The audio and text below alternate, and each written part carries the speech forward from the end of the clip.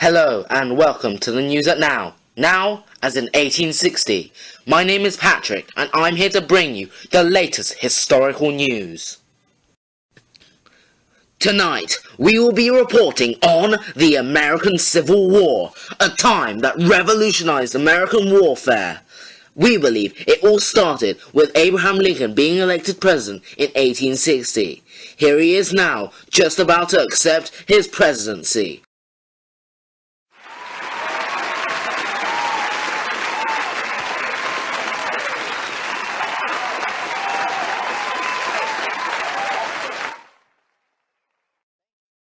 Now, for those of you that have just joined us, we are describing the events that occurred in the American Civil War. Now, a question commonly asked by historians when studying a war is, what were the reasons for it to occur?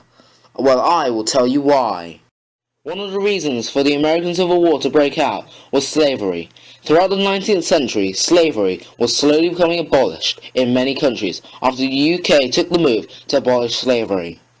The issue with the United States was that too many free states were joining the Union, while other states still carried out slavery.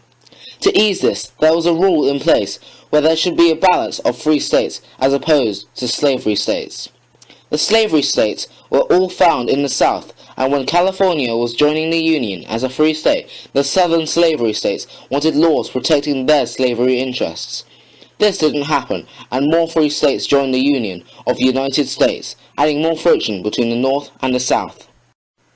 Another reason for the American Civil War to break out was the election of Abraham Lincoln. Many saw Abraham Lincoln as a pro-North president who was anti-slavery, so when it was found he was going to become president, 7 states actually left the Union of the United States. These states were South Carolina, Mississippi, Florida, Alabama, Georgia, Louisiana, and Texas. Prior to Abraham Lincoln, there had never really been a problem, as all the presidents were from the South, so did not oppose slavery. The final reason for the American Civil War was the Battle of Fort Sumter. Many states had left the Union and were preparing to fight. However, there was... Over here now is our expert on the American Civil War, Willie Schmidt, who will tell you all about the Battle of Fort Sumter and the American Civil War. Over to you, Willie Schmidt.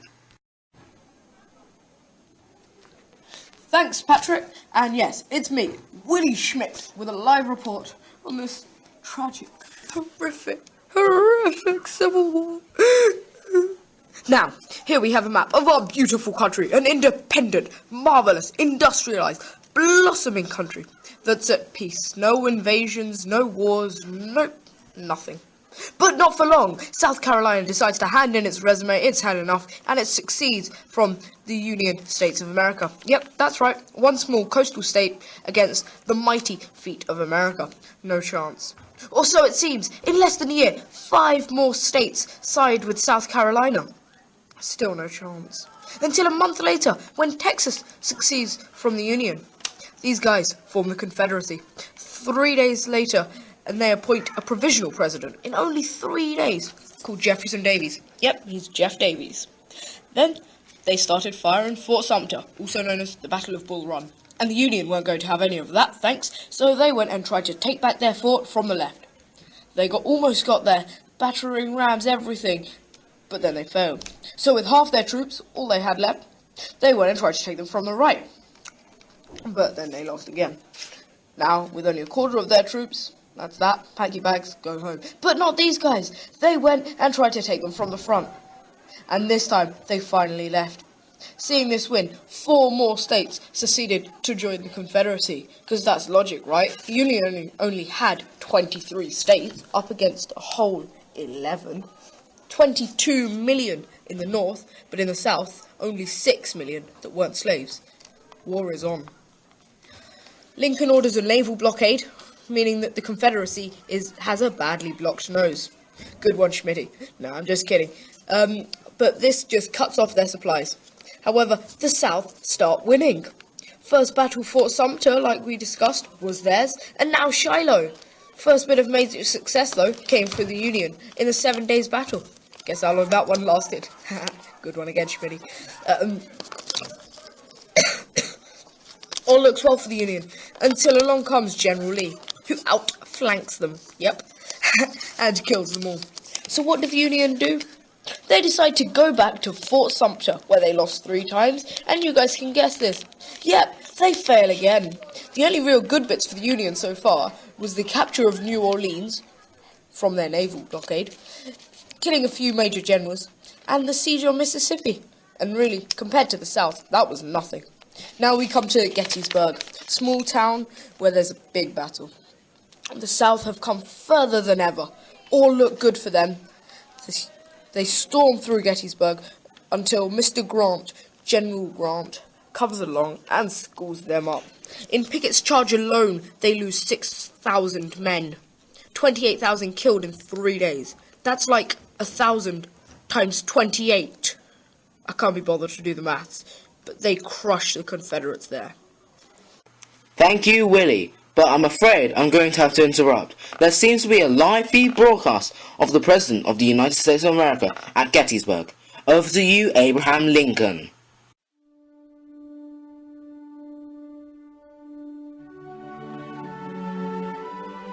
"Fourscore and 7 years ago, our fathers brought forth on this continent a new nation, conceived in liberty and dedicated to the proposition that all men are created equal. Now we are engaged in a great civil war, testing whether that nation, or any nation so conceived and so dedicated, can long endure. We are met on a great battlefield of that war. We have come to dedicate a portion of that field as a final resting place for those who here gave their lives that that nation might live. It is altogether fitting and proper that we should do this. But in a larger sense, we cannot dedicate, we cannot consecrate, we cannot hallow this ground. The brave men, living and dead, who struggled here, have consecrated it far above our poor power to add or detract. The world will little note nor long remember what we say here, but it can never forget what they did here. It is for us, the living, rather, to be dedicated here to the unfinished work which they who fought here have thus far so nobly advanced. It is rather for us to be here, dedicated to the great task remaining before us, that from these honored dead we take increased devotion to that cause for which they gave the last full measure of devotion.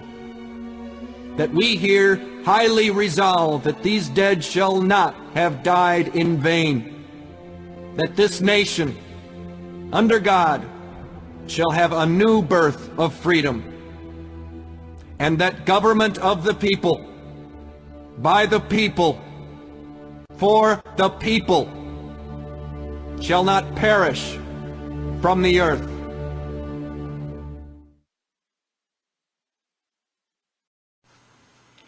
Thank you, Mr. President. That was beautiful. Well, over to you again, Willie, with your American Civil War report. Yes, I'm back. Willie Schmidt. Oh my god, it's Abe. I love you, Abe. Oh my god. I finally get to meet you, Mr. Lincoln. Can I get an autograph? Woo! Oh, we're live. Okay, back to the war. Now, the Unions are all spurred on by this inspirational speech. Well done, Abe, to win. And so, in the next battle, what do? They go and lose to the Confederates. Well done. Well done. Well done. And so, next battle comes along. This time, they win. Oh my god. And look at this. They win again and again. The Union, in fact, starts smashing them. In fact, they've now cut off a complete pathway down Mississippi, meaning that they can block all of the supplies, cutting out completely the east side of the Confederate land. Wow. Well done, Unions. Unfortunately, I must interrupt again. There seems to be some grave breaking news. The United States President, Abraham Lincoln, has been shot on April the 14th, 1865. Good Friday of all days. He was attending a play at the Ford's Theatre. Back to you, Willie Schmidt.